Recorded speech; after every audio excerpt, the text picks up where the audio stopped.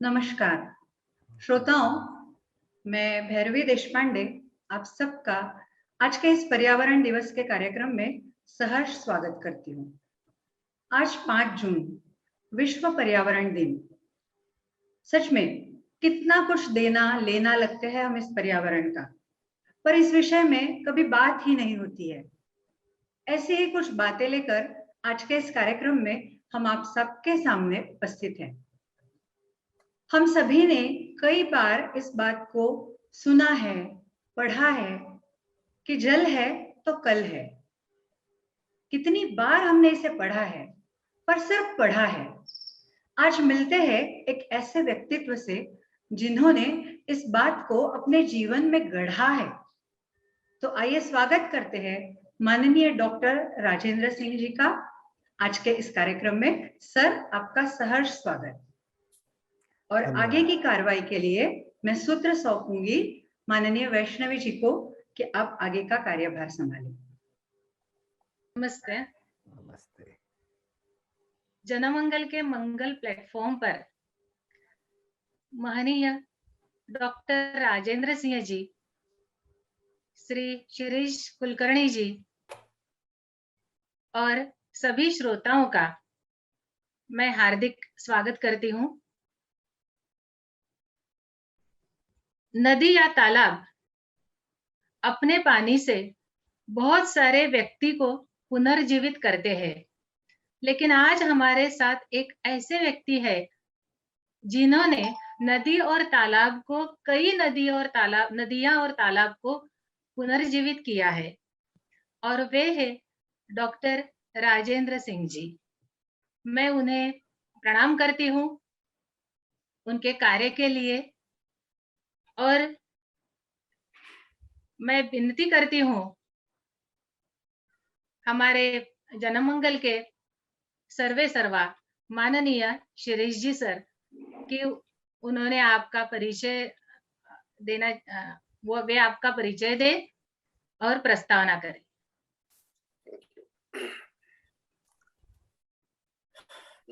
नमस्कार। नमस्ते। आज 5 जून जागतिक पर्यावरण दिन। आज स्थिति ऐसी बनी है कि पर्यावरण दिन हमारा अब सबसे बड़ा त्योहार होना चाहिए।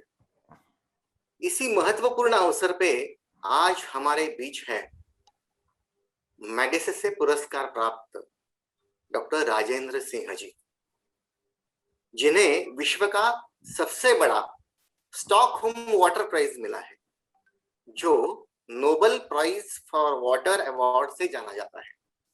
इसी के साथ आपको जमनालाल बजाज पुरस्कार भी मिला है। यह हमारा बहुत बड़ा सम्मान है कि द गार्डियन ने जो व्यक्ति इस धरती को बचा सकते हैं ऐसे 50 लोगों की सूची बनाई है, जिसमें आदरणीय राजेंद्र सिंह जी का नाम सम्मिलित किया गया है। अब आपको पता चल चुका होगा कि आज के हमारे अतिथि महोदय कि कितनी श्रेष्ठ व्यक्तित्व के धनी है। आपकी जीवनी पर एक जल पुरुष की कहानी नामक फिल्म डायरेक्टर रविंद्र चौहान जी ने बनाई है। अपने आयु के 36 साल देकर 15 से अधिक नदियों का आपने पुनरुज्जीवन किया है। आपने 1500 गांवों में पानी लाया है। जहां सूखा था वही अब किसान आनंद से खेती कर रहे हैं। सूखा जड़ से उखाड़ना कोई सामान्य बात तो है नहीं। राजकुमार चार्ल्स ने भी आपके विचार जानने की कोशिश की ताकि वे अपने देश में बदलाव ला सके। तो ऐसे महान व्यक्तित्व के धनी हमारे प्रिय अतिथि आदरणीय डॉक्टर राजेंद्र सिंह जी इस मंच पर उपस्थित है, और साथ में मेरे सभी गणमान्य सहयोगी हैं। साप्ताहिक जनमंगल एवं महाराष्ट्र पत्रकार संघ की ओर से मैं उनका हृदयपूर्वक स्वागत करता हूँ। सबसे पहले राजेंद्र सिंह जी को मैं दिल से प्रणाम करता हूँ कि उन्होंने एक जंग छेड़ी है सृष्टि और मानव का यह संघर्ष युगों से चलता आ रहा है। मानवीय व्यवहार देखकर तो लगता है कि मानव सृष्टि को खत्म करने की कसम मानव ने खाई है। मानव स्वयं को सृष्टिकर्ता मानने लगा है। सीमेंट की सृष्टि वो बना रहा है। हम खेती करने के बहाने भी जंगल उजाड़ रहे हैं। हम सीमेंट के घर नहीं, हमारे मजार बना रहे हैं। हमने चिड़ियों को रहने की जगह भी छीन ली है, क्योंकि हम सोचते हैं कि हम विकास कर रहे हैं, किंतु हम तीव्र गति से आत्मघात की ओर बढ़ रहे हैं। आज के हमारे जो मेहमान हैं, जिन्हें लोग वाटरमैन ऑफ इंडिया से जानते हैं, नाम से जानते हैं, उन्होंने गंगा नदी और भारत की अन्य नदियों का शोषण के खिलाफ भी लड़ाई लड़ी है।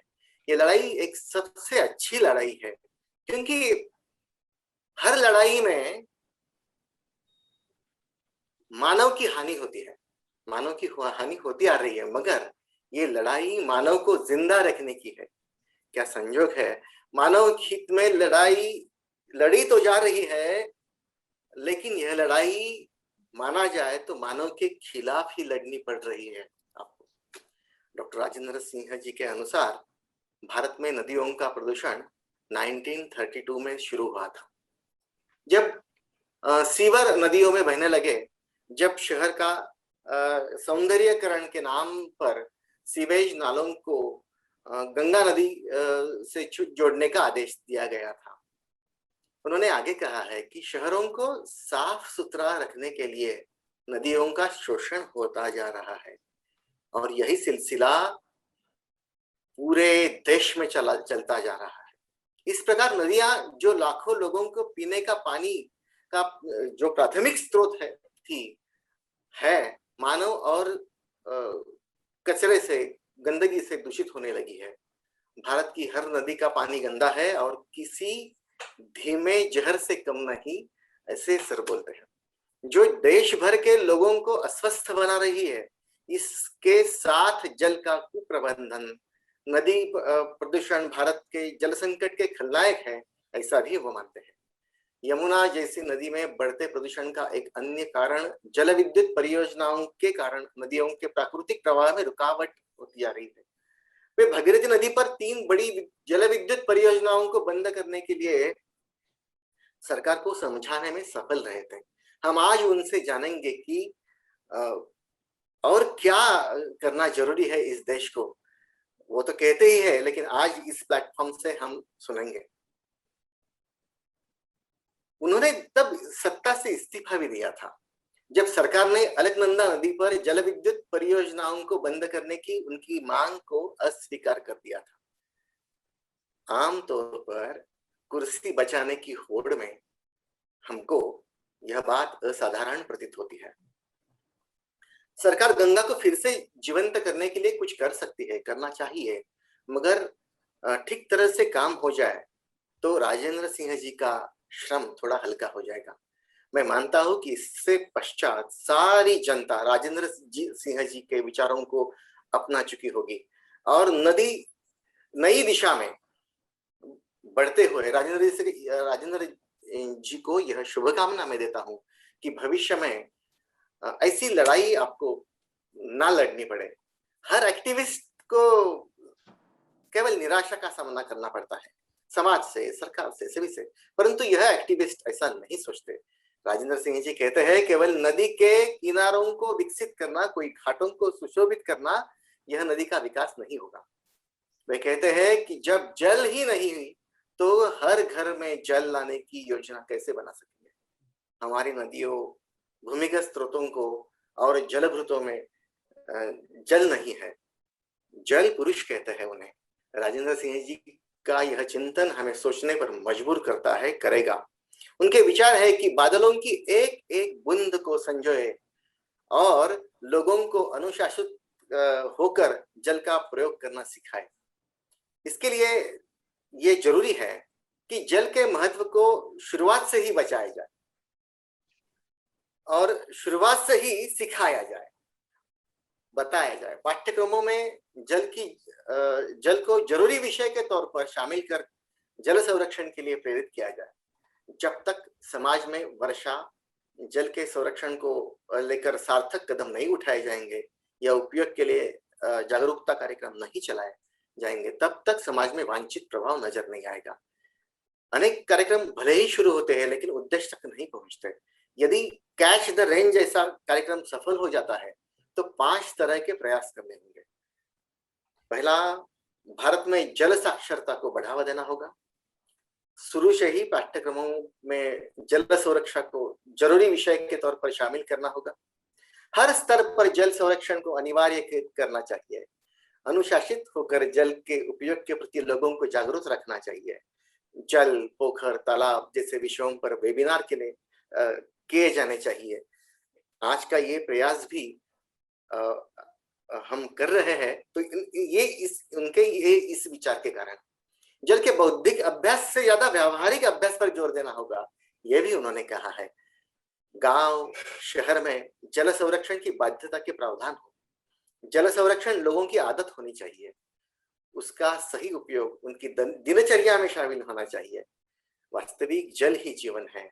हम पानी को देखकर पानी को हाथ जोड़कर वंदन करते हैं।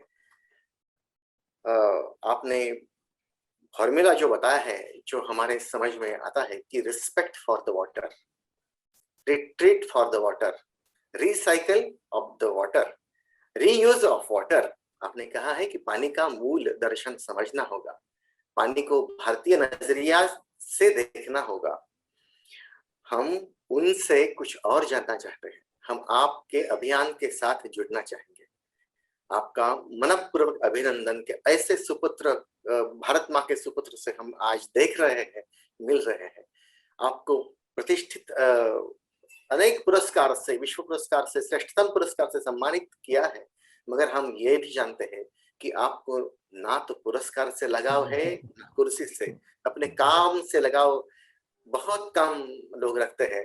अंत में यही कहूंगा कि आपके विचारों को सुनना यह हमारे लिए गौरव की बात है।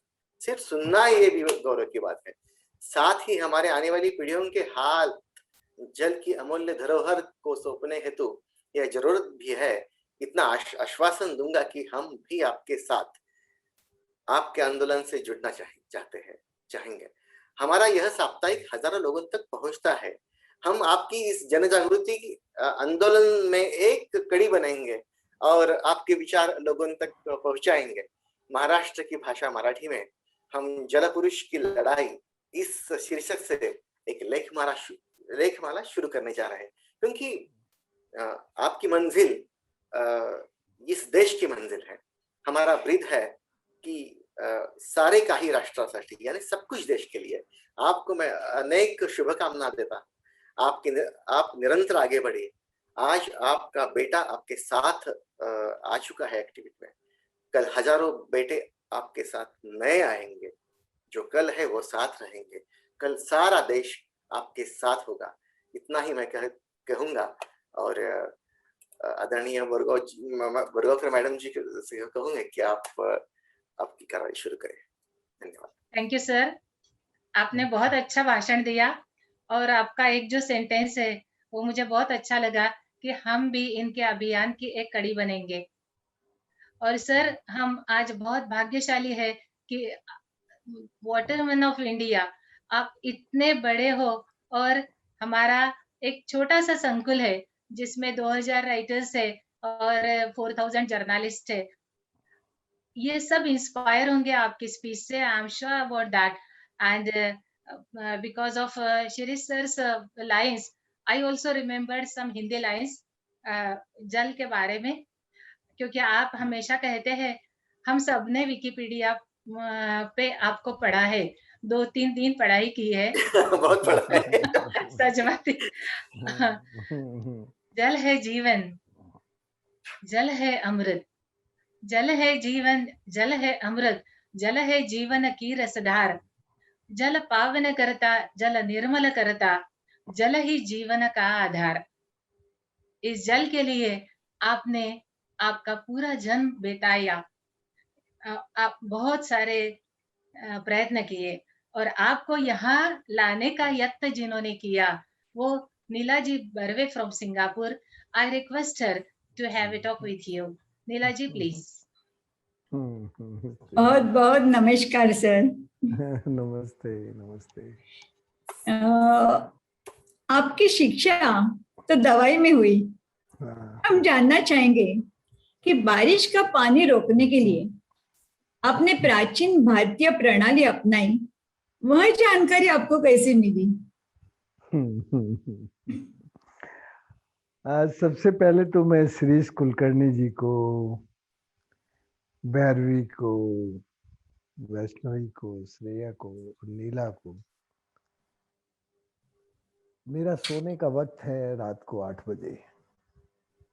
आज सोने के वक्त आपसे बातें कर रहा हूँ। अरे वाह, अच्छा लग रहा है। मैं सबसे पहले आपको विश्व पर्यावरण दिवस पर बधाई देना चाहता हूँ कि संयुक्त राष्ट्र संघ ने जब विश्व पर्यावरण दिवस शुरू किया होगा तो उस वक्त इस दुनिया को चढ़ता बुखार और बिगड़ता मौसम का मिजाज, जिसको अंग्रेजी में global warming and climate change कहते हैं और हिंदी में जलवायु परिवर्तन कहते हैं, मेरे गांव के किसान उसको धरती का बुखार और मौसम का मिजाज कहते हैं। दोस्तों, संयुक्त राष्ट्र संघ ने जिस पर्यावरण दिवस को पूरी दुनिया के लिए इस ग्लोबल वार्मिंग और क्लाइमेट चेंज की चुनौती का मुकाबला करने के लिए शुरू किया था, उस अवसर पर आपने पानी की बात करने के लिए मुझे याद किया। तुम्हें शायद ये कहानी मालूम नहीं है कि मैंने पहली बार 2009 में संयुक्त राष्ट्र संघ में ये कहा था, water is climate and climate is water. उस जमाने में एक भारतीय ही क्लाइमेट चेंज कमीशन के चेयरमैन होते थे, राजेंद्र पचौरी। मैंने उन्हें बहुत समझाया कि इंडियन विजडम में और इंडिजिनस नॉलेज सिस्टम में जो बिगनिंग ऑफ लाइफ है वो पानी से है, और तुम इस क्लाइमेट को हवा के चारों तरफ घुमा रहे हो। लेकिन नहीं सुना। फाइनली 2015 तक हम बराबर लड़ते रहे और विक्ट्री हुई। पेरिस में CP21 में हमारी इस बात को मान लिया गया कि water is climate and climate is water. ये बात भारतीय ज्ञानतंत्र की बात है, इंडिजिनस नॉलेज की बात है। उसी में से मैंने सीखा, समझा। नीला ने जो सवाल मुझसे पूछा कि भाई तुम आयुर्वेद के आदमी हो, मेडिसिन के आदमी हो, तो तुम पानी में क्यों चले गए? तुम्हें पानी में डूबने की क्या जरूरत हुई? मैंने कहा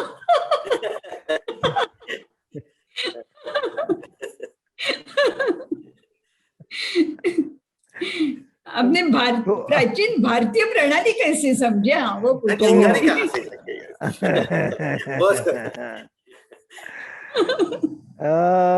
मैं जब भारत सरकार छोड़ के जयपुर से गया था, तब मैं वाकई ही डॉक्टर था, वैद्य था, ट्रीटमेंट करता था। और जहां मैं गया था वहां नाइट ब्लाइंडनेस, रतौंधी रोग से ग्रसित थे लोग। मैंने इलाज शुरू किया, बहुत सारे लोग ठीक हो गए। उनमें से एक बूढ़े आदमी थे, मांगू मीणा, वो भी ठीक हो गए।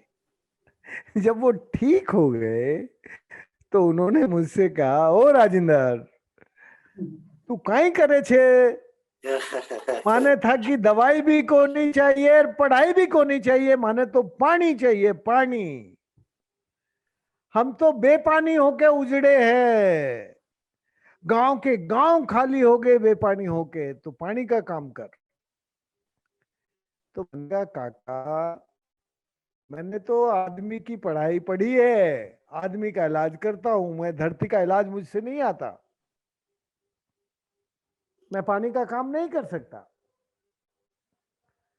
तो बोला तेरी दवाई और पढ़ाई हमें नहीं चाहिए, तो गांव छोड़ के चला जा। तो मुझे लगा कि ये बात बहुत गहरी है, अच्छी है, इसलिए मैंने उनकी बात मान ली। दोस्तों, मेरा टीचर अनपढ़ किसान था, लेकिन उसने मुझे 2 दिन में मेरी 2 PhD कंप्लीट की। पहली PhD थी भूजल विज्ञान में। सूखे कुओं में चमड़े के चरस में बैठा के 150 फीट नीचे मुझे उतार दिया और 5 मिनट बाद निकाल के पूछा, तेने धरती में कहीं देखा रहे कुएं में? मैंने कहा काका ये कुएं में तो सीधी सड़क है, उसको अंग्रेजी में कहते हैं कन्फाइंड वर्टिकल फ्रैक्चर्स। तो जहां कन्फाइंड वर्टिकल फ्रैक्चर्स होते हैं वहां ऊपर का पानी धरती के पेट में चला जाता है और एवोपरेशन लॉस रुक जाता है।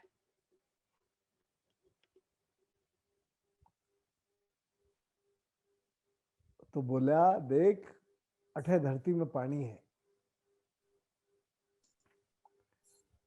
उसने मुझे 1 दिन के अंदर 25 कुएं दिखाए। जहां हॉरिजॉन्टल फ्रैक्चर्स होते थे वहां कुएं में पानी नहीं होता था, कुएं सूखे थे। तो मुझे 1 दिन में भूजल विज्ञान सिखा दिया 25 कुएं दिखा के, और दूसरे दिन पर्यावरण की इंजीनियरिंग सिखा दी।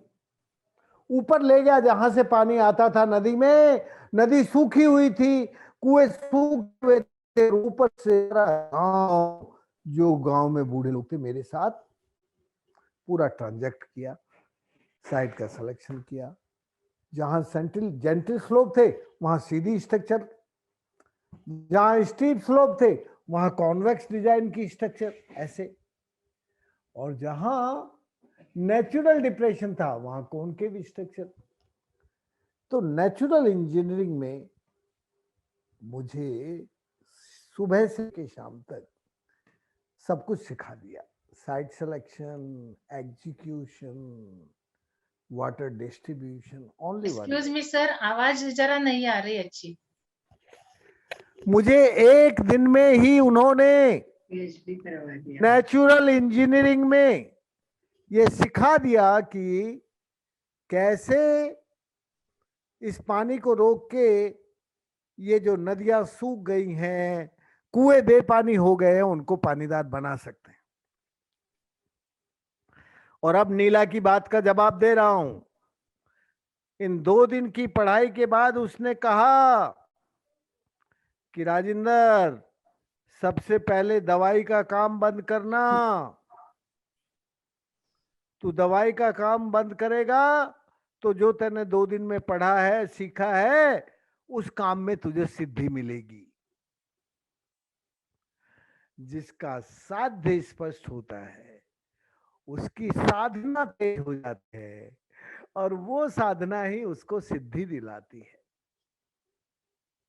ये मेरा अनपढ़ टीचर बोल रहा है मुझसे।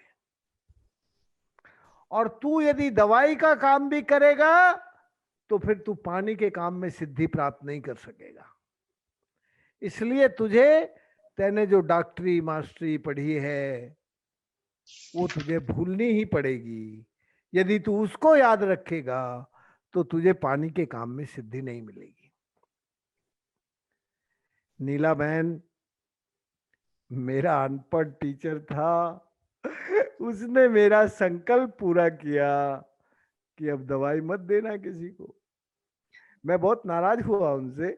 मैंने कहा मैं जब तुम्हारा इलाज कर रहा था तब तो आपने मेरी ये दवाई का काम नहीं छुड़वाया, जब आपका इलाज हो गया तब आप दूसरों का इलाज करना बंद करा रहे हैं। तो बोला अरे देख, उस दिन मुझे तेरे ऊपर यकीन नहीं था, अब तो मुझे तेरे ऊपर यकीन है कि जो तूने सीख लिया है उसको तू पूरा करेगा। तो बस उसने सबके ऊपर उपकार किया। तो पहला जोहड़ आपने मैनाटो कोयला इलाके में बनाया। मैं दर्शकों को बोलती हूँ जोहड़ भी बोलना, जोहड़ नहीं, नहीं, पहला जोहड़ मैंने गोपालपुरा गांव में बनाया। और अच्छा, उस जोहड़ का नाम है चौंतरे वाला जोहड़। और दूसरा गांव तालाब भी मैंने उसी गांव में बनाया, उसका नाम है मेवालों का बांध। फिर उसके बाद भांवता गए, भांवता के लोग उस काम को देखने आए और उस काम का विजुअल इम्पैक्ट था, कुछ बोलने बताने की जरूरत नहीं थी, क्योंकि उस काम के कारण नीचे के जो कुएं थे वो पानी से भर गए थे। तो मुझे उनको कुछ पढ़ाना नहीं पड़ा। शुरू के दिनों में थोड़ी दिक्कत थी जब मैं अकेला काम करता था, बूढ़े लोग थे, गांव में कोई जवान था नहीं। तो 12 से 14 घंटे मैंने 3 साल काम किया। नीला, तुम समझ सकती हो जवानी में कितना इंतजार करना पड़ा था इस काम की सफलता को देखने के लिए। 12 से 14 घंटे रोजाना फावड़ा चलाता था। एक डॉक्टर अपना स्टेथोस्कोप, अपने वे ऑफ डायग्नोज और उपचार, ट्रीटमेंट दोनों भूल कर धरती का इलाज करने लगा। आदमी का इलाज छोड़ दिया और धरती के इलाज में जुट गया। तो ये जो प्रेरणा थी, ये विश्वास की प्रेरणा थी, सम्मान की प्रेरणा थी। मेरे मन में मांगू काका का सम्मान था और मांगू काका को मेरे ऊपर विश्वास था। ये सम्मान और विश्वास से ही पॉसिबल है। और तुम जानती हो विश्वास कैसे होता है? विश्वास से पहले प्यार होता है, फिर प्यार के बाद विश्वास होता है, फिर विश्वास के बाद फेथ होता है जिसको ट्रस्ट कहते हैं, फिर ट्रस्ट के बाद श्रद्धा होती है और फिर श्रद्धा के बाद भक्ति आती है। तो हमारा तो पहला ही कदम था प्यार और विश्वास। बूढ़े बाबा पर मुझको प्यार हो गया था मैं बूढ़े बाबा से प्यार करने लगा था और बूढ़े बाबा को मेरे ऊपर विश्वास हो गया था कि ये लड़का कुछ करेगा, तो हो गया। इसका मूल ऐसे है कि आपके पिताजी एग्रीकल्चरिस्ट थे, इसलिए आपको धरती से प्यार हुआ और आप सब भाई बहनों में ज्येष्ठ थे, इसलिए बचपन से ही जिम्मेदारी लेना और निभाना यही आपका स्वभाव बन गया। बिल्कुल यही। और तुम्हें मालूम है नीला, शुरू के दिनों में मेरा बहुत मन था कि मैं घर पे रह के, क्योंकि हमारी बहुत अच्छी खेती थी, बहुत अच्छी खेती, बहुत बड़ी जमीन, तो मुझे बहुत अच्छा लगता था कि मैं अपने घर की खेती संभालूं। पर मेरे फादर नहीं चाहते थे कि मैं गांव में रहूं और खेती करूं। तो मुझे, जब मैंने उनको एक दिन कहा कि नहीं मैं तो गांव में रहूंगा, तो मुझे मेरे फादर ने कहा तू नालायक है। नालायक समझती हो? जी। हाँ हाँ हाँ हाँ हाँ नालायक नालायक। तो सबसे ज्यादा माना हमने भी सुना है बचपन में वो बहुत बार।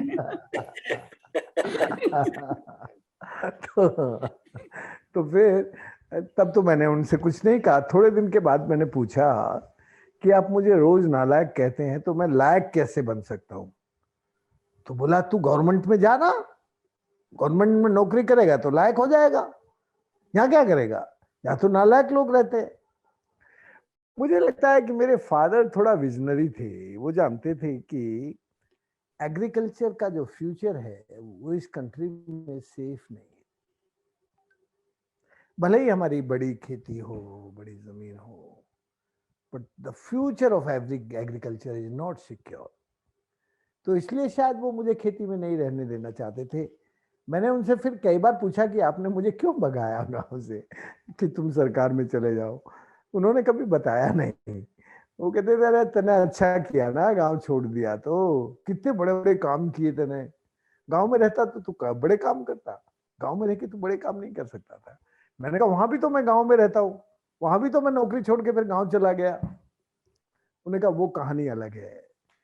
तो मेरे फादर बहुत बहुत मतलब उसको कहते हैं डंडे वाले थे ऐसे। पर मेरी माँ जो थी ना वो बड़ी प्यारी थी। मेरी माँ मुझे अत्यंत प्यार करती थी और कभी भी वो मुझे ऐसे नहीं चलाती थी जैसे फादर चलाते थे। फादर तो जो चाहते थे करवाते थे, नहीं तुम्हें गांव में नहीं रहना, वहां जाओ नौकरी करो। माँ कहती थी नहीं नहीं, इसको जो अच्छा लगे वो करने दो, ये गांव में रहना चाहता है तो अच्छा है ना, गांव को अच्छा करेगा। तो ये जो फादर की अपेक्षाएं होती हैं, वो अपेक्षाएं कभी कभी आपको अच्छा करती हैं और कभी कभी बिगाड़ देती हैं। मुझे लगा है कि मैं अच्छा ही हुआ, मैं अपने गांव में रहता तो शायद मैं ऐसा नहीं बनता, मैं दूसरे लोगों के लिए बड़ा काम नहीं कर पाता। मैं जब अपना गांव छोड़ा सरकार के लिए, मैंने 4 साल सरकार में नौकरी की और 4 साल के बाद मुझे लगा रे मैं तो बहुत अच्छा काम कर सकता हूँ, ये बीमार लोग हैं और मुझे क्या ज़रूरत है कि मैं सरकार में नौकरी करूँ। और ये भी बड़ी अजीब बात है कि मेरे फादर ने मुझे घर से निकालने के लिए तब प्रेशर बनाया जब मेरी शादी कर दी। जैसे ही मैं गवर्नमेंट में मेरी नौकरी लगी, वैसे ही मेरे फादर ने एक अच्छी सी लड़की देख के मेरी शादी कर दी और शादी होते के साथ हम गांव छोड़ के जयपुर चले गए। तो ये तो देखो पता नहीं होता। मुझे ना नीला भगवान में बहुत विश्वास है, और तुम मेरा भगवान जानती हो कि नहीं पता नहीं। मेरा भगवान है भय से भूमि, गै से गगन स्पेस, ऐसे वायु एयर, अ से अग्नि सूरज और न से नीर वाटर। तो ये जो पंच महाभूत है, ये मेरा भगवान है। मेरा भगवान किसी मंदिर में नहीं रहता, ना किसी मस्जिद में जाता वो, ना किसी गुरुद्वारे में जाता। इसलिए शायद मैं फार्मर था, इसलिए मेरे मन में फार्मर का रेस्पेक्ट था। वो मेरा गुरु बना, टीचर बना, और फिर मैंने वही फार्मिंग से जुड़ा हुआ पानी का काम शुरू किया।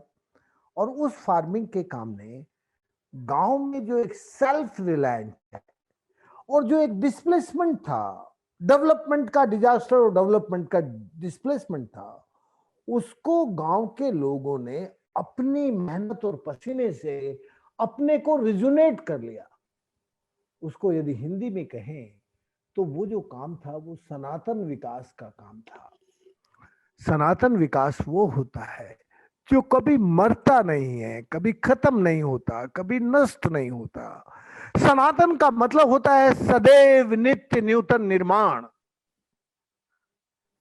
जो आदि से अंत तक सदैव बना रहे। इसलिए शायद मुझे ये पानी का काम और खेती का काम मेरी डॉक्टरी से संबंधित लगता था।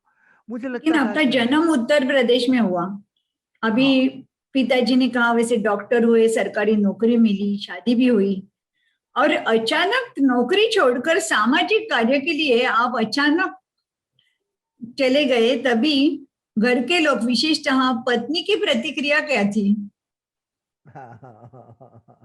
क्या था, मैं और मेरी पत्नी दोनों साथ रहते थे जयपुर में, और हम 3 साल आवाज नहीं आती है आपकी। मैं और मेरी पत्नी 3 साल जयपुर में बड़े मजे से रहते थे। तो हम सब भूल गए थे गवर्नमेंट में नौकरी करना। तो गवर्नमेंट की नौकरी तो तुम जानती ही हो, कुछ ज्यादा चिंता की होती नहीं है। तो उनको जब बच्चा होना था, पहला बच्चा, तो उनको मेरी माँ के घर जाना था,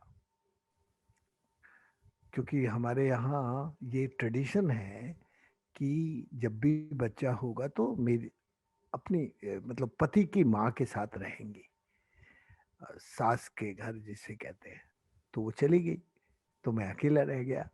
तो मेरे अंदर के जो क्रोमोजोम्स थे वो एक्टिवेट हो गए। और यार ऐसी क्या मजबूरी है, क्यों नौकरी कर रहे हैं हम तो नौकरी से बड़ा काम कर सकते हैं। तब हमने ये निर्णय लिया। लेकिन मैंने अपनी पत्नी को 1 साल तक बताया नहीं, क्योंकि वो बहुत नाराज, सरकारी नौकरी छोड़ने से वो बहुत नाराज होती, और तभी उनको बच्चा भी हुआ था। फिर थोड़े दिन बाद उनको पता चल गया तो बहुत नाराज हुई।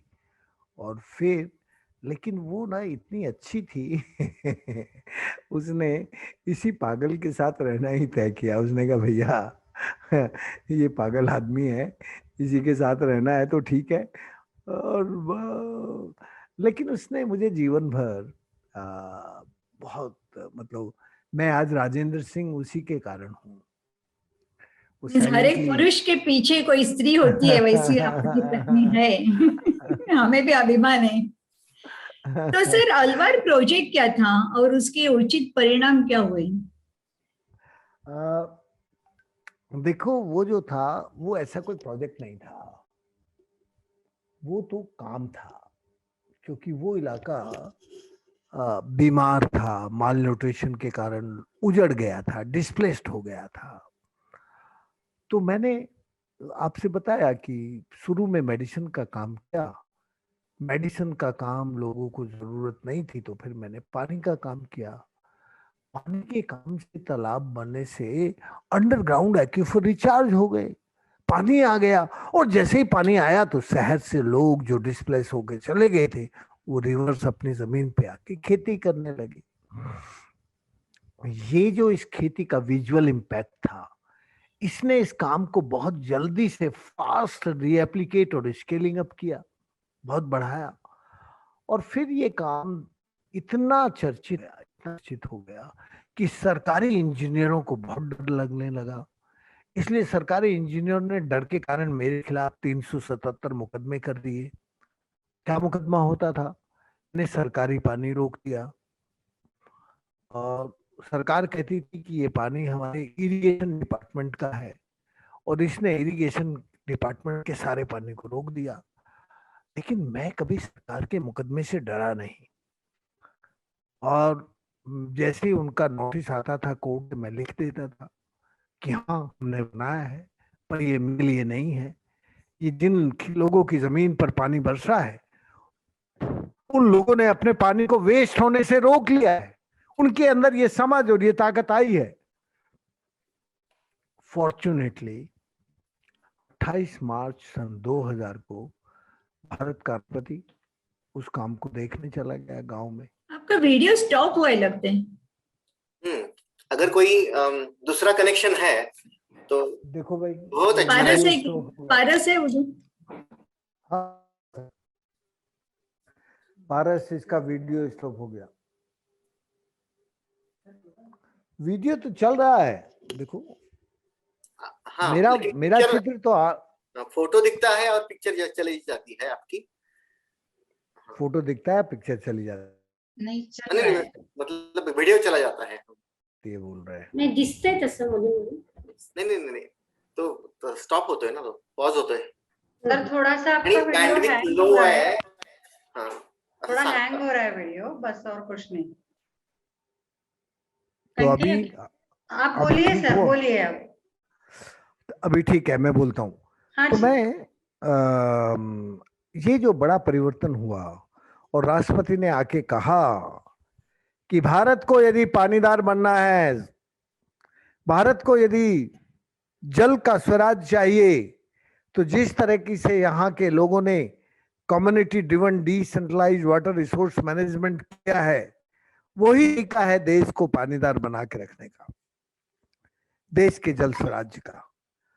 अब इस बात के बाद तो सारे मुकदमे खत्म हो गए, एक भी मुकदमा नहीं बचा। मुझे कोई सरकार से मुकदमे वापस कराने के लिए कार्रवाई नहीं करनी पड़ी, कभी नहीं की मैंने, कभी परवाह नहीं की। मैं कहना क्या चाहता हूँ, मैं कहना ये चाहता हूँ कि सरकार में जो करप्ट ऑफिसर होते हैं, वो आपको डराने के तरीके ढूंढते हैं। और आप यदि मजबूत हैं और थोड़ा आपके अंदर धीरज है, पेशेंस है, तो आपको कोई करप्ट ऑफिसर डरा नहीं सकता। मेरे ऊपर आज कोई एक मुकदमा नहीं है, सब गायब हो गए, एक भी नहीं है। तो इसलिए नीला बहन,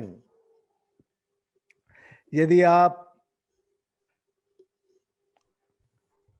भारत की सेहत और जल के संबंधों को ठीक रखना चाहती हैं, तो भारत के समाज को जल को समझना, समझाना, सहेजना और लुटेरे और भ्रष्टाचारियों के खिलाफ संघर्ष करना, सत्य का करना, ये चार जरूर। तो 1886 में आपने गांव-गांव में पुराने डैम के पुनर्निर्माण के लिए लोगों को शिक्षित करने के लिए पदयात्रा शुरू की। उसके अनुभव कुछ? हमने 3 तरह की पदयात्राएं शुरू की। एक यात्रा तो हम रक्षाबंधन होता है ना, जब राखी बांधती है बहन भाई को, उस यात्रा, उस वक्त हमने पेड़ लगाओ पेड़ बचाओ यात्रा, क्योंकि हमें हरियाली चाहिए थी। हरियाली के बिना हमारे यहाँ बादल नहीं आते, बरसते नहीं। उस जमाने में मेरे गांव की औरतें गीत गाती थी, बादल तो आते हैं हर साल मेरे गांव में, पर बरसते नहीं है वो, रूठ कर चले जाते हैं कहां मैं नहीं जानती। जिस दिन से बादल ने रूठना शुरू किया, मेरा बेटा और बेटे की बहू भी रूठ कर मुझसे दिल्ली चले गए। अब ना मेरे खेत में पानी है ना कुएं में पानी है, मुझे मालूम नहीं कि मेरा बुढ़ापा कैसे गुजरेगा। ऐसे दुख भरे गीत उस जमाने में गाया करती थी। तो तब हम लोगों ने 3 तरह की यात्राएं शुरू की। पहली हुई पेड़ लगाओ पेड़ बचाओ यात्रा, ये रक्षाबंधन से शुरू होती थी। दूसरी यात्रा दिवाली के बाद देव उठनी 11 होती है, उस यात्रा का नाम था जल बचाओ जोहड़ बनाओ। जोहड़ बनाना जो है वो न्यू कंस्ट्रक्शन है, न्यू क्रिएशन है, new creation of water bodies. और तीसरी यात्रा थी जो हम अप्रैल के आखिर में मई में निकालते थे, उस यात्रा का नाम था बीज बचाओ गांव में ग्राम स्वावलंबन लाओ। बीज बचाओ, खाद बनाओ और गांव का स्वावलंबन लाओ। ये जो तीनों यात्राएं थी, इन तीनों यात्राओं ने जल बचाना, हरियाली लाना और गांव को स्वावलंबी बनाना, इन यात्राओं ने मेरे जीवन को सिद्धि प्रदान करने में बहुत मदद की है। क्योंकि इन यात्राओं के दौरान हम गांव में लोगों के रात को घर में रुकते थे वही हमें वो खाना खिलाते थे, वही पानी पिलाते थे और दिन भर लोगों के साथ बैठ के उनके काम करवाते थे। तब हमारा कोई ठिकाना नहीं था, कोई संस्था में कहीं बैठ के, तब तो रोज आना हम लोग घर में लोगों के घरों में घूमते रहते थे। सूखी हुई नदियों को भी परिक्रमा आपने की थी कुछ? हाँ, तो इससे वो भी अलग, वो जो सूखी नदियों की परिक्रमा है, वो तो जब हमारा देव उठनी 11 पर तालाब बनाने का काम हुआ तो लोगों ने कहा भाई आप ये जो तालाब बनवा रहे हैं तो नदी के शुरू से लेकर संगम तक बनाओ। तो फिर हमने सूखी नदियों की यात्रा शुरू की कि सूखी नदी के क्षेत्र में कहां कहां जल संरचनाओं के निर्माण की जरूरत है, जिससे अंडरग्राउंड एक्यूफर रिचार्ज हो और नदी का पानी का लेवल ऊपर आए और फिर नदी बहने लगे।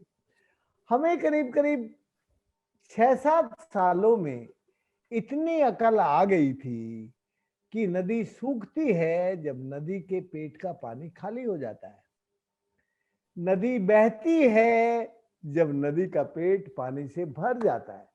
तो हम जो तालाब जोहड़ बना रहे थे उससे नदी का पेट पानी से भरता था, भरने के बाद वाटर लेवल ऊपर आता था, फिर स्प्रिंग्स बन के झरने बहने लगते थे। यही तो कहानी है नदी के जीवन की। आप तो कहते थे सूरज को चोरी करने से रुकाओ। वो तो मांगू काका ने कहा था। जब मांगू काका मुझे तैयार कर रहा था तब उसने कहा, ओ राजेंद्र देख तू आदमी की डॉक्टरी बंद कर, सूरज को चोरी करने से रोक दे। तो मैंने कहा काका मुझे किसी यूनिवर्सिटी में नहीं पढ़ाया सूरज की चोरी रोकना। मुझे तो यूनिवर्सिटी में ये पढ़ा है कि सूरज की गर्मी से ही समुद्र का खारा पानी मीठा होता है और वो बादल बन के बारिश लेके आता है। तो बोला हाँ ये बात तो ठीक है, पर वो बादल जो लेके आया है उसको फिर सूरज चोरी कर लेगा राजस्थान से, तो राजस्थान को पानी कहां से मिलेगा? उसने कहा सूरज को चोरी करने के लिए बंबई जाना चाहिए, उसको हमारे गांव में से पानी चोरी नहीं करनी चाहिए। पर वो किसी की बात नहीं मानता। सूरज किसी से बात नहीं करता, वो किसी की बात सुनता भी नहीं, मानता भी नहीं। इसलिए उसके साथ तो बुद्धि लगा के काम करना पड़ेगा। इसलिए तुम्हें धरती के फ्रैक्चर देख के उसमें पानी डालना पड़ेगा, अब सूरज चोरी नहीं कर सकेगा। तुम बताओ नीला, धरती के पेट में से सूरज चोरी कर सकता है? नहीं ना। तो हमने वही किया, सूरज को चोरी नहीं करने दी। सूरज की और हिम्मत सब नहीं कुछ हुई। हरा भरा हुआ, तभी सुना कि जो युवा छोड़ के गए थे गांव वो वापस आ गए, और जिनकी हाँ। शादी नहीं होती थी वो कुछ वो किस्सा बताना। देखो हमारे यहाँ कोई भी अपनी लड़की नहीं देना चाहता था, क्योंकि हमारे पास पानी नहीं था और हमारे लड़के ज्यादातर दिल्ली विल्ली मजदूरी करने चले जाते थे। कोई भी अपनी लड़की नहीं देना चाहता था। जब हमारे यहाँ पानी आया तो हमारी मिट्टी अच्छी थी, तो पानी में खेती होने लगी, तो फिर सभी लोग हमारे यहाँ अपनी बेटी देना चाहते थे, क्योंकि पैदा बहुत अच्छी होती थी, पानी बहुत अच्छा था, और जो वुमेन की ड्रेजरी थी पानी की, पानी दूर से लाना, वो सब खत्म हो गई। तो लोगों को लगा कि यार यहाँ अपनी बेटी देंगे तो बेटी की लाइफ में लग्जरी रहेगी, पानी आएगा, सब हरियाली है, सब कुछ है। तो इसलिए हमारे पुराने जमाने में हमारे बेटों की यहाँ शादी नहीं होती थी, कोई अपनी लड़की नहीं देना चाहता था। जब पानी आया तो सब अपनी लड़कियां देने लगे, तो हमारे यहाँ सबका ब्याह होने लगा। फिर ये जो नई बहुत सारी बहू आई थी, बहुत सारी लड़कियां बहू बन के आई थी, फिर मैंने इनको पटाना शुरू किया कि देखो तुम नहीं चाहोगी, चना और जौ नहीं बोओगी, तो ये तुम्हारा पति गन्ने के खेत बोएगा तो फिर पानी खत्म हो जाएगा और फिर मुश्किल होगी। तो ये बहुत अच्छी लड़कियां थी, सब लड़कियों ने अपने पतियों को ठीक किया, कहा कि तूने गन्ना बोया तो मैं नहीं रहूंगी यहाँ घर में, चली जाऊंगी वापस अपने घर। अब हमारे यहाँ लड़की मुश्किल से आती थी बहू बन के, तो फिर सब लड़कों ने अपनी पत्नियों की बात सुनना शुरू किया। तो यदि सही में बात देखो तुम, तो हमारे यहाँ वुमेन का डिसीजन मेकिंग प्रोसेस में सबसे ज्यादा रोल रहा है। वुमेन डिसीजन मेकिंग प्रोसेस में हमारी सबसे आगे लेके आई, और वो मैंने किया। मैंने लड़कियों को बेटियों की तरह पढ़ाया ना भाई। उनके साथ अच्छे से काम बातें की। मुझे लोग, क्योंकि उस वक्त मैं भी जवान था, तो लोग कभी कभी कुछ उल्टी सीधी बातें करते थे, लेकिन मैं कभी चिंता नहीं करता था। जब तक आप साफ सुथरे होते हैं ना, तब तक किसी की बातों का कोई डर नहीं होता। तो हम बहुत सक्सेसफुली अपने इलाके की वुमेन को डिसीजन मेकिंग प्रोसेस को बहुत मजबूत कर पाए। आपने कानूनी लड़ाई करके खदानों को यानी माइंस भी बंद करवा ली, उसके बारे में क्या? तुम्हें मालूम है कि दिल्ली में जो हमारी पार्लियामेंट है, इस पार्लियामेंट से लेकर और गुजरात के हिम्मत नगर तक अरावली माउंटेन्स है। अरावली माउंटेन दुनिया का सबसे पुराना दूसरे नंबर का पहाड़ है। अब इसमें 28,000 marble mines, dolomite mines, granite, sandstone mining, ये सब तरह की माइंस चल रही थी। इन माइंस के कारण हमारे यहां पानी सूख गया था, और सूरज की लाल गर्मी के कारण ये जो नंगी पहाड़ियां थी, इनका टेम्परेचर 1.5 डिग्री तक ऊपर बढ़ जाता था। और जब टेम्परेचर बढ़ता है तो बादल ऊपर उठ जाते हैं। टेम्परेचर के कारण बादल नीचे नहीं आते, ऊपर उठ जाते हैं, और फिर हवा के दबाव से बादल आगे निकल जाते हैं। तो मेरा पूरा इलाका रेन शेडो रीजन हो गया था। मैंने तुम्हें अभी बुढ़िया का गीत सुनाया था ना, भूल गई? कि बादल तो आते हैं हर साल मेरे गांव में, पर बरसते नहीं है वो। तो ये जो कष्ट था, ये हमें ध्यान था। हम सुप्रीम कोर्ट गए। फॉर्चुनेटली उस जमाने में सुप्रीम कोर्ट का जज बहुत ही ब्राइट और ऑनेस्ट था। उसका नाम है जस्टिस वेंकट चलैया, ग्रेट जस्टिस। उसने तो सारी माइंस को बंद कर दिया और कहा अरावली इको सेंसिटिव एरिया है, उसको प्रोटेक्ट करो। तरुण भारत संघ का अभियान इसी काम से जुड़ा था। हाँ, यस। तरुण भारत संघ का जो पूरा लड़ाई है वो पानी को बचाने के लिए, बादलों को लाने के लिए ये माइंस को बंद कराना जरूरी था।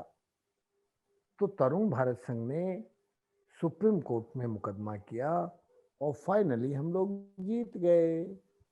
जब हम जीत गए तो माइनिंग माफिया बौखला गया।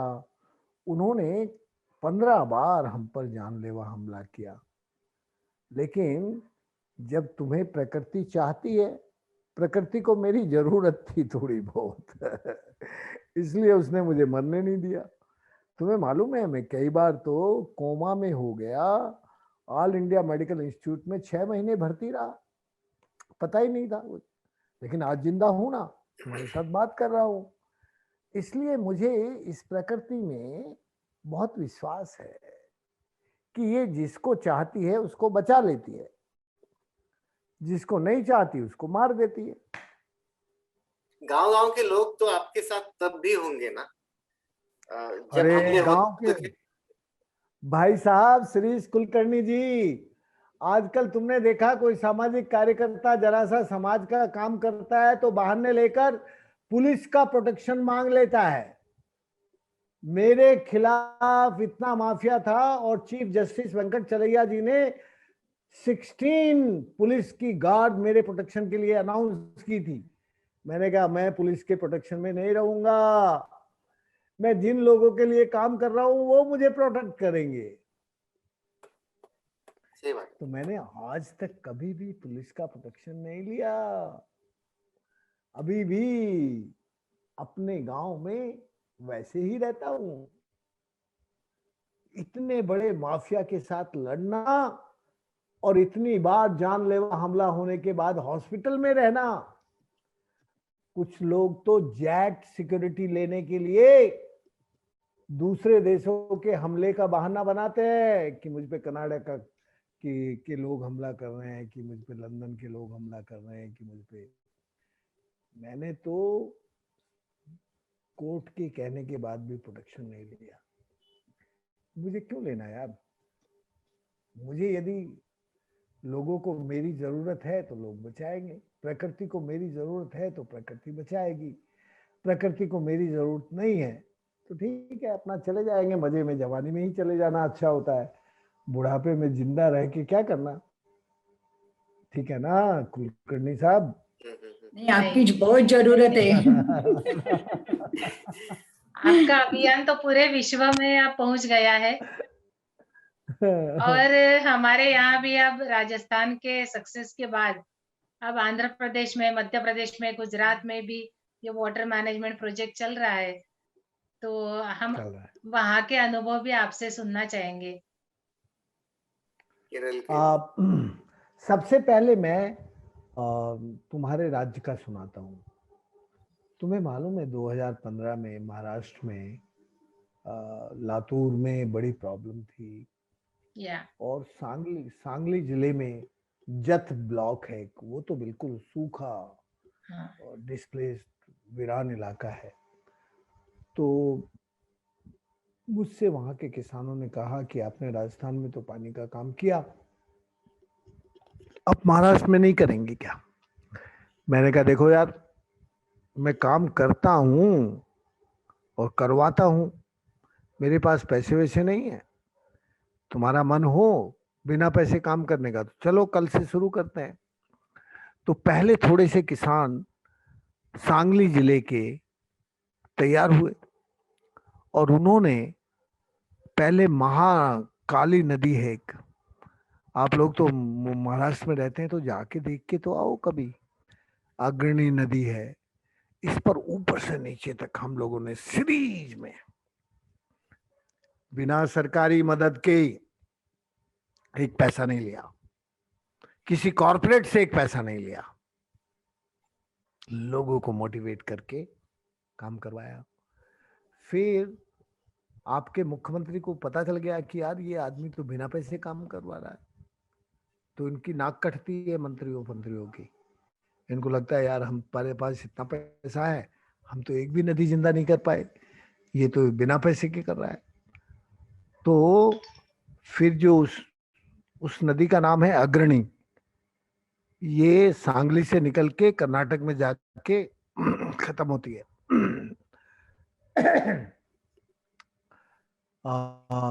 तो उस पर हमने जो वाटर बॉडीज बनाई थी, उसमें मुख्यमंत्री के लोगों ने जाके लिखा, बिना सरकारी मदद के सामुदायिक नदी पुनर्जीवन का प्रयोग। कौन प्रयोग कर रहा है वो नहीं लिखा, कैसे हो रहा है वो नहीं लिखा, हम तो बिना लिखने वाले हैं। तो महाराष्ट्र में फिर मुख्यमंत्री ने हमसे पूछा कि राजेंद्र भाई कुछ गाइड करिए क्या नहीं, तो हमने कहा भाई तुम जो हो एक वाटर लिटरेसी मूवमेंट चलाओ, क्योंकि तुम्हारे राज्य में सबसे ज्यादा पानी के बांध बने हैं। तुम्हें मालूम है कुलकर्णी जी, 42% लार्ज डैम केवल आपके राज्य में बने हैं। चौहान के जमाने से लेकर अब तक कितना सारा पानी का काम हुआ, लेकिन सबसे ज्यादा आत्महत्याएं आपके राज्य में ही हुई बेपानी लोगों की। जी बिल्कुल। तो मैंने कहा कि आपके राज्य को एक वाटर लिटरेसी की जरूरत है, तो वाटर लिटरेसी मूवमेंट शुरू करने के लिए तुम्हारे मुख्यमंत्री और फाइनेंस मिनिस्ट्री उन दिनों में वो होते थे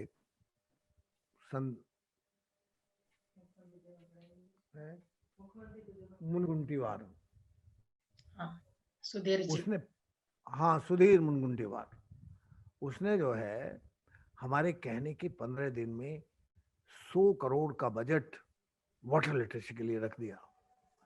फिर मेरे से पूछा कि ये पैसा कहाँ दें। मैंने कहा तुम्हारे यहाँ एक यशदा नाम की एक संस्था है जिसमें तुम्हारे अफसर ट्रेंड होते हैं, तो जो ईमानदार अफसर है उनको हम लगा देंगे इस काम में, उनकी ट्रेनिंग हम कर देंगे। भाई बहुत अच्छे से काम शुरू हुआ था, लेकिन अच्छे कामों को सरकारें पसंद नहीं करती। एक स्टेज के बाद अभी फिर डल हो गया। तुम ताज्जुब करोगे कि 24 लोग 24 वाटर लीडर्स तैयार किए, 48 वाटर वॉरियर तैयार किए, 470 जल प्रेमी तैयार किए, 3000 जलदूत तैयार किए, और एक बड़ी फौज तैयार कर दी थी हमने महाराष्ट्र में। लेकिन आपकी महाराष्ट्र सरकार डरने लगी कि हमसे सवाल ना पूछने लगे, फिर उसको काट दिया। तो हमने कहा भाई हमें तो सरकार से कभी कुछ लेना देना है नहीं, हम सरकार के पैसे से, हमने तुम्हारे उस पैसे से कभी हम गए ना तो अपने पैसे से गए महाराष्ट्र, किराया भी खर्च नहीं किया आपसे। कुलकर्णी साहब, तब हम इनको डंडे मार के बोल सकते हैं। सही बात, बिल्कुल।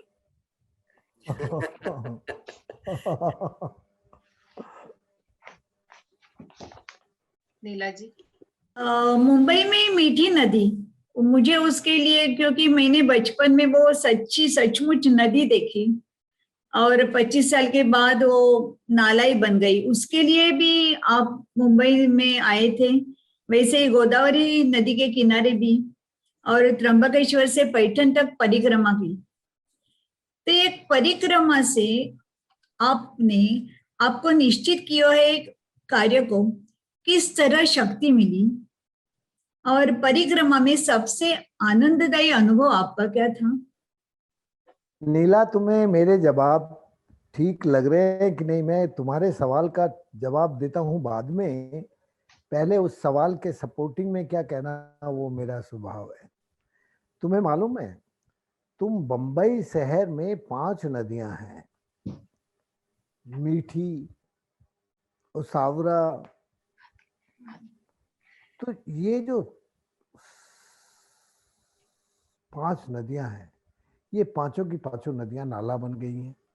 या, नाला बन आज गई। एक भी नदी बची नहीं। तो मैंने वहां बंबई के लोगों को थोड़ा मोटिवेट करके उन सारी नदियों के मार्च करवाए, यात्राएं करवाई।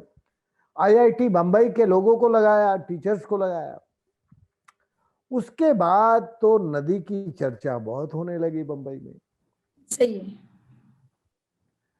फिर हमारा एक जवान लड़का जिसका नाम था राजेश पंडित, नासिक का,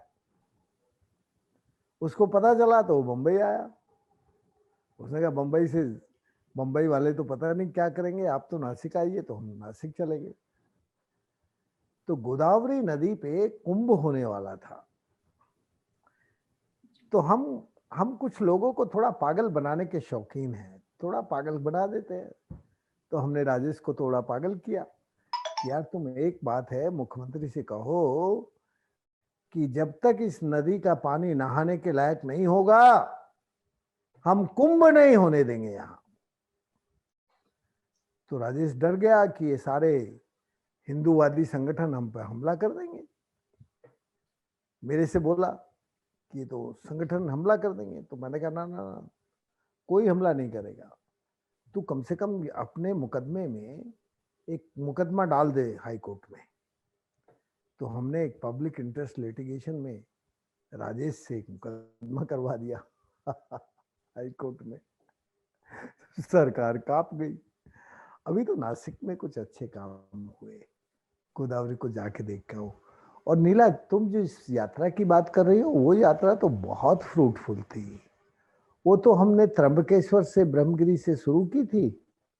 पहले दौर में पैठन तक गई और फिर दूसरे दौर में राजमंद्री तक गई, आंध्र तक, जहां वो समुद्र में मिलती है। इन यात्राओं ने गोदावरी नदी के बहुत सारे बच्चे दोस्त बना दिए। पता है मैं क्या कहता था? मैं कहता था, तुम गोदावरी के नालायक बेटे बेटियां हो। गोदावरी को इस वक्त एक अच्छा बेटा और एक अच्छी बेटी चाहिए, जो गोदावरी की बीमारी का ठीक से इलाज करा सके। अब गोदावरी बीमार है, आईसीयू में भर्ती है। तो जब तुम्हारी माँ आईसीयू में भर्ती है, तो तुम बताओ, माँ का इलाज होना चाहिए कि नहीं? तो लोगों को मोटिवेट किया और जवान बच्चे बड़े सब उस यात्रा में जुड़ गए। वो यात्रा बहुत सक्सेसफुल रही। तुम उसके बारे में कभी, वो जो हमारा नासिक वाला साथी है राजेश पंडित, उससे ज्यादा विस्तार से बातें करना, मेरे से इसके बारे में कम बात करो। वो यात्रा में, पूरी यात्रा में मैं रहा। ओ, त्र्यंबकेश्वर से लेके राजमंद्री तक गया। ये जो नदी है ना तुम्हारी गोदावरी, ये 6 राज्यों की नदी है।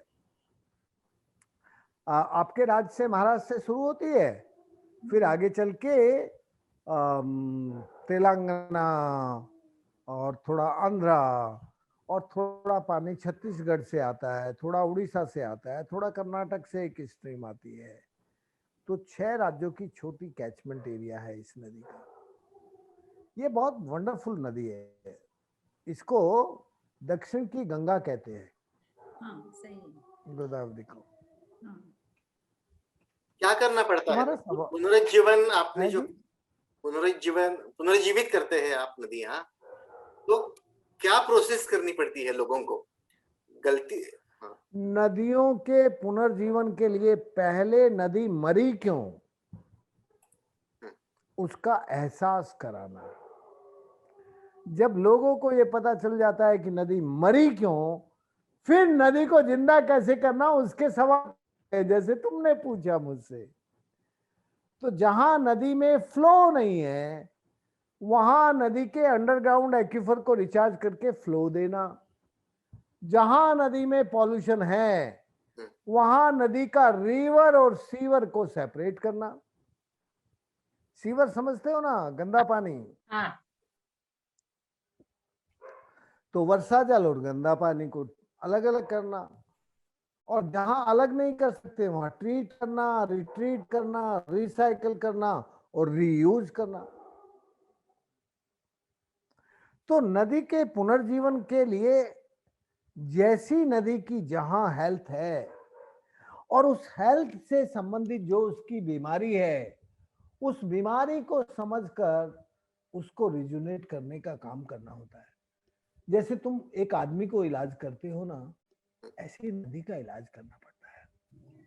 नदी का इलाज और आदमी का इलाज बिल्कुल अलग नहीं है,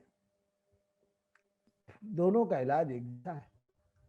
जैसे धरती का बुखार उतरता है, तुम्हें बुखार होता है ना, तो तुम पहले पानी की पट्टी रखती हो सिर पे, फिर आराम करती हो, फिर बाद में पैरासीटामोल खाती हो, तुम्हारा बुखार उतर जाता है।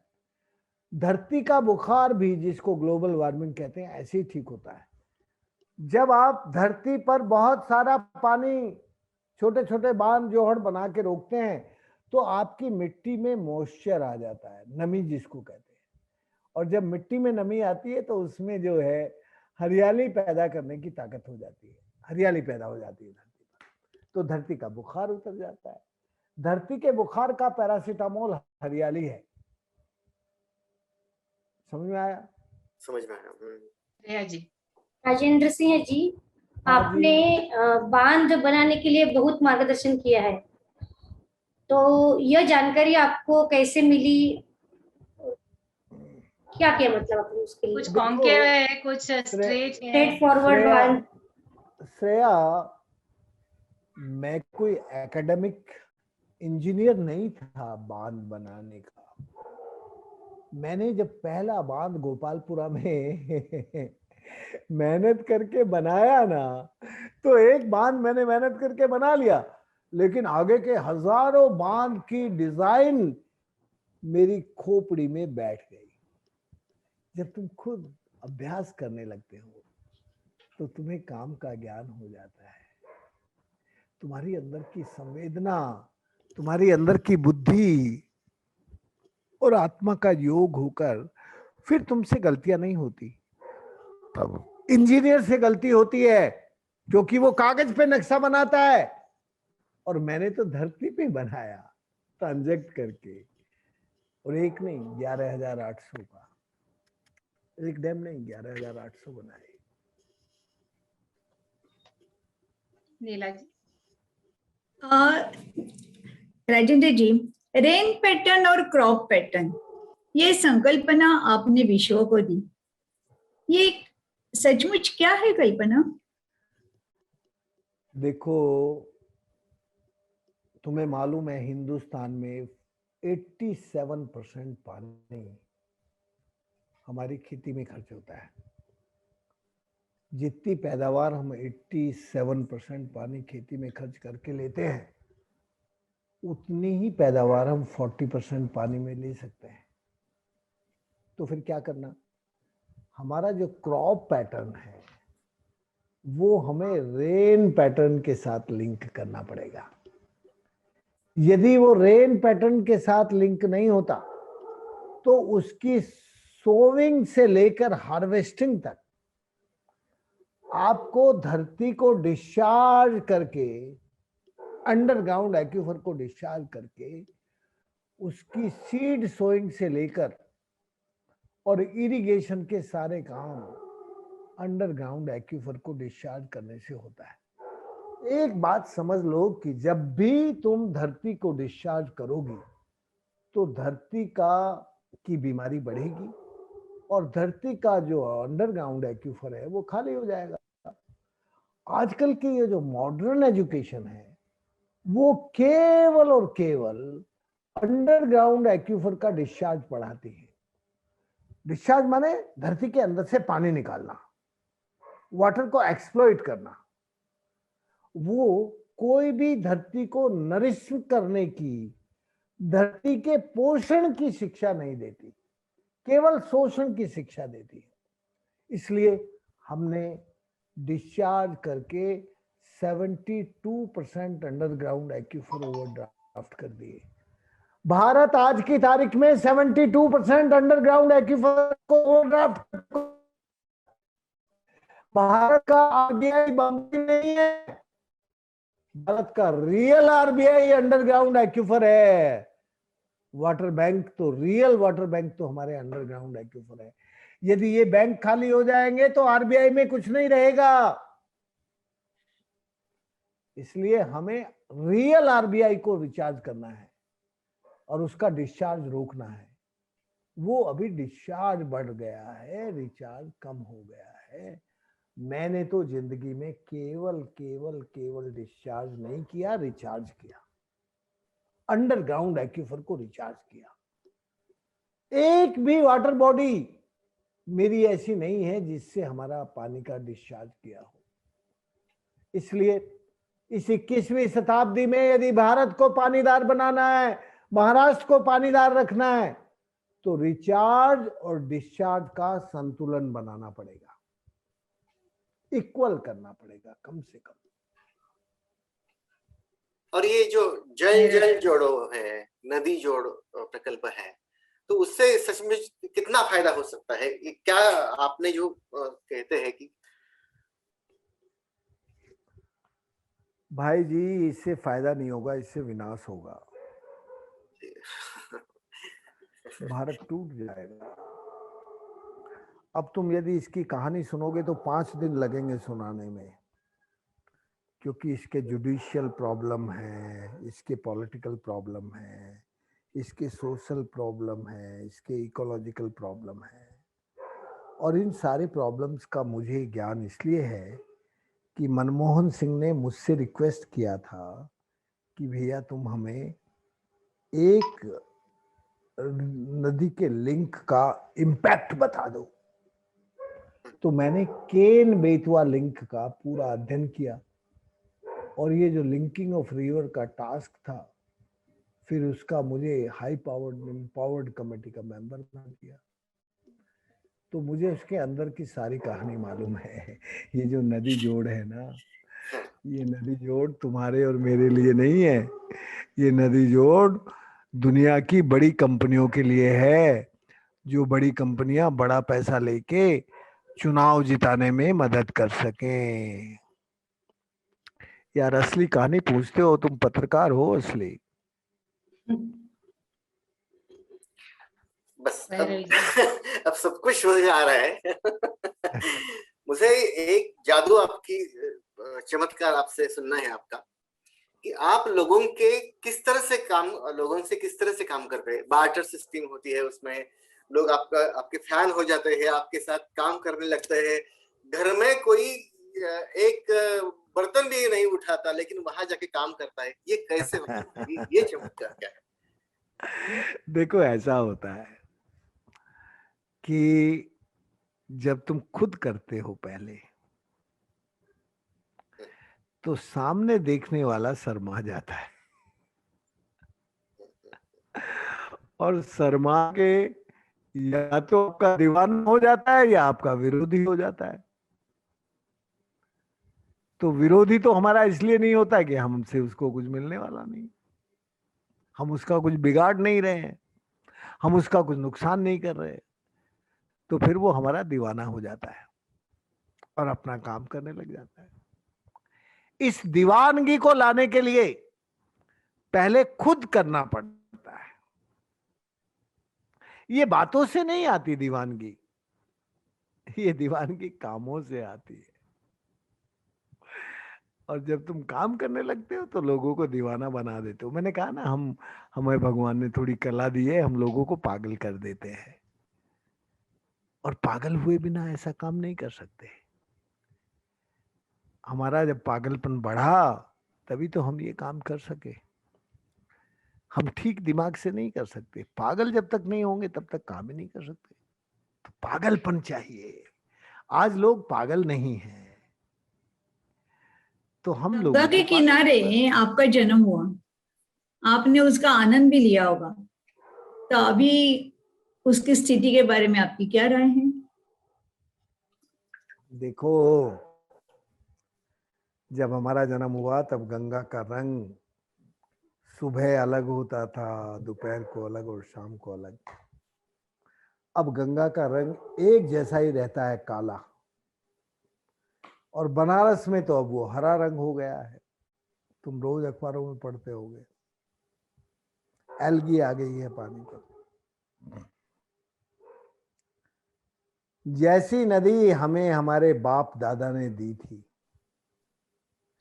वैसी नदियां जब तक हम अपनी अगली नेक्स्ट जनरेशन को दे के नहीं जाएंगे, तब तक हमें चैन नहीं होगा। सर, हमारी ये जिम्मेदारी है कि जैसी नदी हमें मिली थी वैसी ही नदी हम नेक्स्ट जनरेशन को दे के जाएं। नहीं तो हमारी जो नेक्स्ट जनरेशन है वो आपसे बहुत सवाल पूछेगी कि तुम्हें गंगा के किनारे घूमने का आनंद मिला,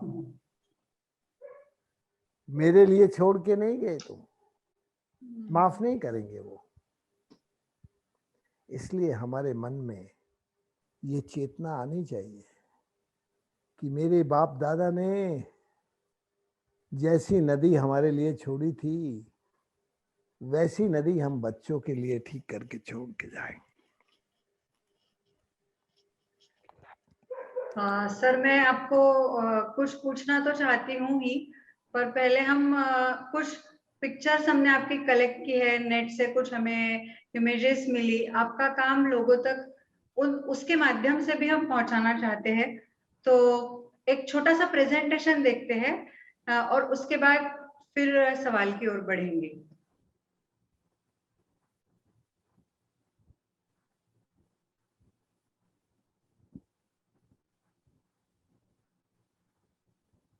आपके ही काम का परिचय देने वाला ये एक छोटा सा प्रेजेंटेशन है। कुछ इमेजेस जो हमने इस दौरान इकट्ठा की उसे हमने इसमें रखा है, और आपका काम अलग अलग तस्वीरों में यहाँ पर दिखाई दे रहा है। सब लोग देख पा रहे हैं ना प्रेजेंटेशन को ठीक से? हाँ हाँ। और पारस जी को भी धन्यवाद, उन्होंने अपने ओर से भी आपके जो कुछ नेट पे नहीं है वैसे फोटो भी हमें ये प्रोग्राम के लिए दिए। बहुत बहुत धन्यवाद। फोटोग्राफ्स।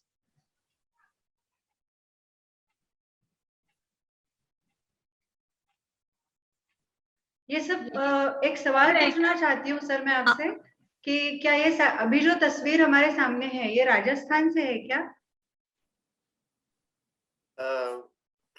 साहेब बहुतेक बाहेर पडलेत. ओके, तो हम अभी से रोकते हैं थोड़ा सा।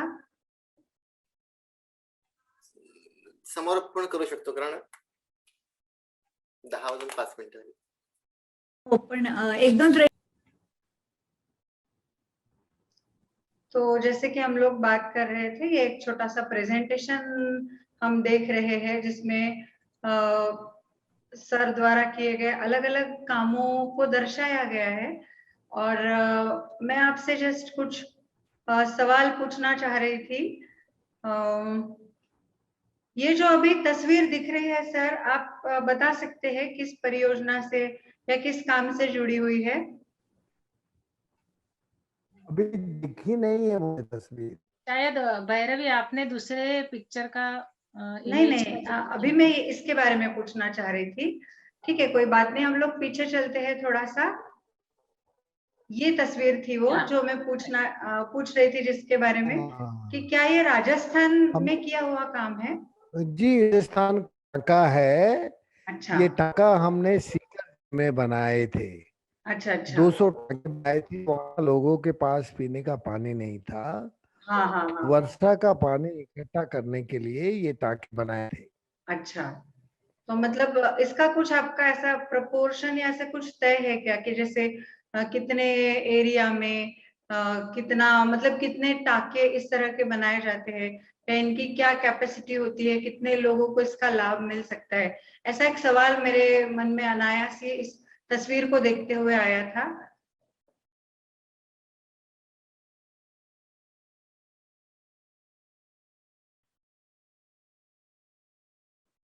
रंजन सिंह की देखरेख में ये हाँ। हमने बनवाए थे। अच्छा, मुझे लगता है सर आपके नेटवर्क में शायद कुछ प्रॉब्लम आ रही है। नहीं नहीं नहीं, नेटवर्क ठीक तो है। ओके ओके, ठीक ठीक। रवि जी, मैं लूं अभी एक क्वेश्चन? हाँ बिल्कुल, बस ये प्रेजेंटेशन हम खत्म करते हैं। ये भी एक मुझे काफी दिलचस्प ऐसा एक फोटो लगा था कि मतलब देखिए लोगों के लिए कितना महत्व है। हम ऐसे प्रदेश में रहते हैं अभी कि जहाँ पानी की हमारे लिए इतनी बड़ी समस्या नहीं है, पर वाकई में ऐसे फोटोज देखकर हमें भी सोचना चाहिए। हम मजबूर हो जाते हैं सोचने के लिए कि पीने का पानी पाने के लिए भी लोगों को काफी कुछ करना पड़ता है। तो ये तस्वीरें बहुत कुछ कहने वाली तस्वीरें मुझे लगती है। और धन्यवाद। ये तस्वीर हमारे गोपालपुरा गांव की है। अच्छा, ओके। वो जो पानी की ये थी। धनिया काट रहे हैं। हाँ हाँ नहीं नहीं हाँ नहीं नहीं, वो नहीं, ये हाँ, धनिया जो काट रहे हरियाली हैं, वाली, हरियाली वाली। धनिया हरियाली धनिया वाली। वाली। वही वही। ओके पारस जी को भी ओके। धन्यवाद, पारस जी ने हमें कुछ फोटो दे दिए। तो चलिए बहुत आगे अच्छी बढ़ते हैं। राजेंद्र सिंह जी, विदेशों में आपको निमंत्रित किया जाता है, और किस तरह का मार्गदर्शन आप वहां पे करते हैं, और विशेष तौर पे आपको कहाँ बुलाया जाता है? जबकि देखिए सिचुएशन पूरी अलग होती है विदेशों हाँ, की, हाँ। हमारे देश की, और इसमें आप उनको कैसा? मुझे सबसे ज्यादा सेंट्रल वेस्टर्न एशियन कंट्री और अफ्रीकन कंट्री बुलाती हैं, और फिर यूरोप की कंट्री बुलाती हैं। तो मैंने पिछले 6 सालों में अभी तो 100 से ज्यादा देशों में ये लिटरेचर किया है कि पानी कैसे रख सकते हैं, कैसे संरक्षण कर सकते हैं। पानी का हमसे ज्यादा रेनफॉल है उनके पास, लेकिन उनके पास मैनेजमेंट नहीं है। मुझे पहले अपना ही देश बुरा लगता था, जब मैंने दुनिया देखी तो पता चला, अरे मेरा देश तो दुनिया में सबसे अच्छा है, संकट में भी जिंदा है। कम से कम मेरे देशवासियों को दुनिया क्लाइमेटिक रिफ्यूजी तो नहीं कहती, जबकि अफ्रीकन्स को क्लाइमेटिक रिफ्यूजी कहते हैं, सेंट्रल वेस्टर्न एशियन को क्लाइमेटिक रिफ्यूजी कहते हैं। अभी कम से कम हम बचे हुए हैं। तो मुझे दुनिया को देख के पता चलता है कि हम कहाँ खड़े हैं। ऐसी हालत में भी अभी भी हमारी हालत उतनी खराब नहीं है। इसलिए मैं विदेशों में केवल और केवल पानी के काम के लिए जाता हूँ। कहीं वाटर लिटरेसी के लिए जाता हूँ, तो कहीं मंत्रियों को भाषण देने जाता हूँ, कहीं यूनिवर्सिटियों में जाता हूँ। पर मेरा उद्देश्य ये जो थर्ड वर्ल्ड वाटर वॉर है, इसको रोकने के लिए एक ऐसी वाटर लिटरेसी चलाना जिससे थर्ड वर्ल्ड वाटर वॉर हमें फेस ना करना पड़े, हम अपनी दुनिया को और अपने लोगों को बचा लें। यही उद्देश्य है। बस सर मुझे सुना है कि आप तो जल के बारे में काम करते हैं, लेकिन ये अभी कोविड चालू हुआ तो उसके लिए ही भी आप बहुत कार्यरत हैं, वो सुनना चाहेंगे। जैसा मैंने कहा ना कि मैं मूलतः आयुर्वेद का आदमी हूँ, और इस सेकंड वॉर में बहुत लोग मरे। मैंने पिछले साल 10,000 परिवारों को 3 महीने रहने खाने का इंतजाम किया था, जो शहर से लोग वापस आए थे। और उनको फिर अपनी जमीनों को ठीक करने के लिए उनकी प्रोटेक्शन वॉल बनवाई, उनकी वाटर बॉडी बनवाई। फिर हमने उनको पाइप दिए, किसी को बकरी दी, किसी को गाय दी, और एक तरह से उनको सेल्फ रिलायंट किया। इस साल क्योंकि कोविड पॉजिटिव बहुत केस थे, तो हमने इस बार कोविड होम आइसोलेशन किट दिए, जिससे लोग अपने घर पे रहकर अपना इलाज अच्छे से कर सकें, उसमें दवाई वगैरह दी। इसलिए इस वक्त तो मेरा सबसे ज्यादा समय कोविड में गया, कोविड की सेवा में गया। और मुझे बहुत खुशी है कि हम कोविड के लिए अच्छा काम कर पाए, लोगों का डर निकाल पाए। दुनिया डरी हुई थी, भारत डरा हुआ था कोविड से। कम से कम हमारे इलाके में हमने कोविड से लोगों को डरने नहीं दिया, मरने भी नहीं दिया। ये कहने का गौरव मुझे है। इसलिए ये पिछले 2-3 महीने हम कोविड में ज्यादा एनर्जी दी है। सर जी, आपने अपना ज्ञान पूरे विश्व को दे दिया। वैसे एक मानव जितना काम कर सकता है उससे ज्यादा काम आपने किया। आप पर इतने हमले हुए, इतने केसेस हुए, फिर भी सुरक्षित रहे।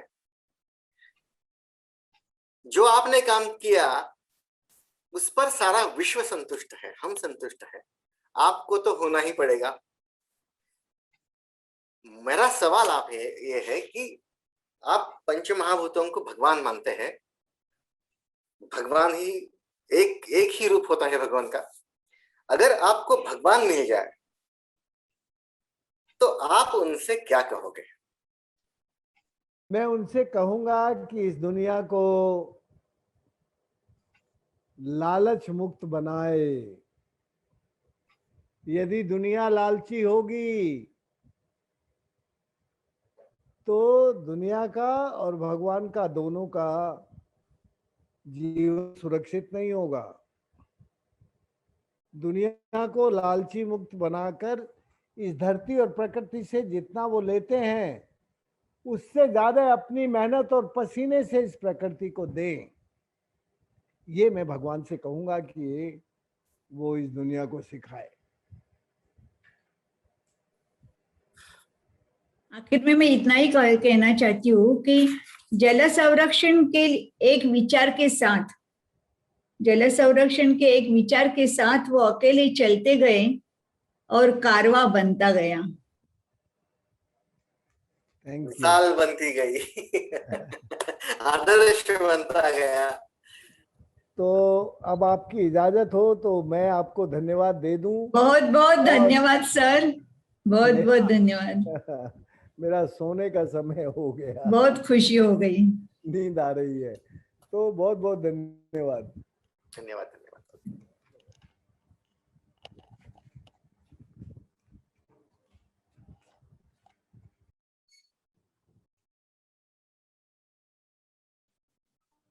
आज हमें बहुत गर्व है कि आज हम किसी एक व्यक्ति डॉक्टर राजेंद्र सिंह जी के साथ या वाटरमैन ऑफ इंडिया के साथ नहीं थे। हम तो एक ऋषि के साथ थे जिन्होंने अपनी तपस्या से कई नदियां और कई तालाबों को पुनर्जीवित किया और सिर्फ भारत देश को नहीं तो पूरे विश्व को आनंद दिया। इस बहुत अच्छे कार्यक्रम का समारोह करने के लिए मैं भैरवी जी को आमंत्रित करती हूँ। भैरवी जी देशपांडे। धन्यवाद वैष्णवी जी। वाकई आपने बहुत सच बात कही है कि हम किसी एक साधारण व्यक्ति के साथ नहीं, ऐसा प्रतीत हो रहा था पूरे कार्यक्रम में कि हम किसी ऋषि से बात कर रहे हैं। तो वाकई में मैं बहुत मन से धन्यवाद देना चाहूंगी आदरणीय राजेंद्र सिंह सर को कि उन्होंने आज हमारे लिए समय निकाला। बातों के बीच, जैसे कि हम सभी जानते हैं कि उन्होंने कहा कि वे जल्दी सोने की आदत रखते हैं और उनका नींद का समय हो गया है, पर ऐसा लग रहा था कि हम सबको नींद से जगाने के लिए आज उन्होंने अपनी नींद का त्याग किया है। और इसी कामना के साथ मैं उनका बहुत बहुत हृदय से आभार व्यक्त करती हूँ। हमारे सारे श्रोता और आप सब लोग, जो वैसे तो हम सब एक परिवार ही है, फिर भी आप सबका भी बहुत बहुत धन्यवाद कि इस कार्यक्रम में आप सभी का बहुत महत्वपूर्ण योगदान रहा। विशेषतः मैं आभार व्यक्त करना चाहूंगी माननीय नीला जी के बारे में, क्योंकि इस कार्यक्रम का पूरा संयोजन, उसका आयोजन से लेकर हर बात में उन्होंने बहुत बढ़ चढ़कर जिम्मेदारी बढ़ाई है, अपनी निभाई है, और एक बहुत अच्छा कार्यक्रम साप्ताहिक जनमंगल के हम कह सकते हैं कि लिए उन्होंने आयोजित किया है। तो नीला जी, आपका भी बहुत बहुत धन्यवाद। दर्शकों से विदा लेते हैं और पुनः एक बार सभी को पर्यावरण दिन की बहुत सारी शुभकामनाएं देते हैं। धन्यवाद।